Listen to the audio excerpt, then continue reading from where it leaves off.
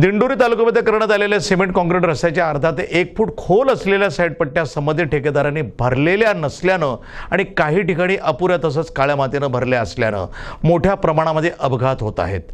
अशा रस्त्यावरनं एकाच वेळी एक चारचाकी वाहन ये जा करू शकत असल्यानं वाहनधारक आणि शेतकऱ्यांना मोठी कसरत करावी लागते। याबाबत संबंधित सार्वजनिक बांधकाम खात्याच्या संबंधित अभियंते आणि कामाच्या ठेकेदारांकडे तक्रार करूनही कारवाई होत नसल्यानं तालुक्यामध्ये सिमेंट काँक्रीट रस्ता ठेकेदारांचा झोल, रस्त्याच्या साईड पट्ट्या गेल्या खोल अशी परिस्थिती निर्माण झाली आहे।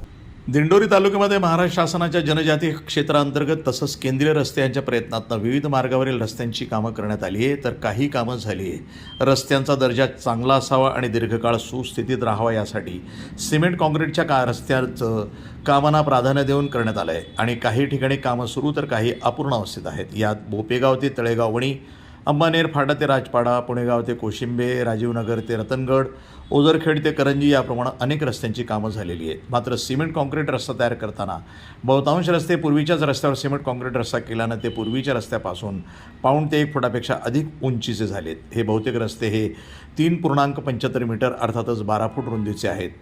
कामं घेतलेल्या ठेकेदाराने रस्ते पूर्ण केले, पण रस्त्याच्या कडेला योग्य अशी साईड पट्टी किंवा हरितपट्टी केली नाही।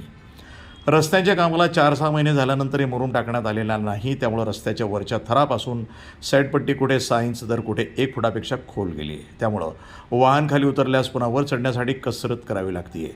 या प्रकारामुळे दररोज अपघात होत आहेत, तसंच रस्ता देखील काटानं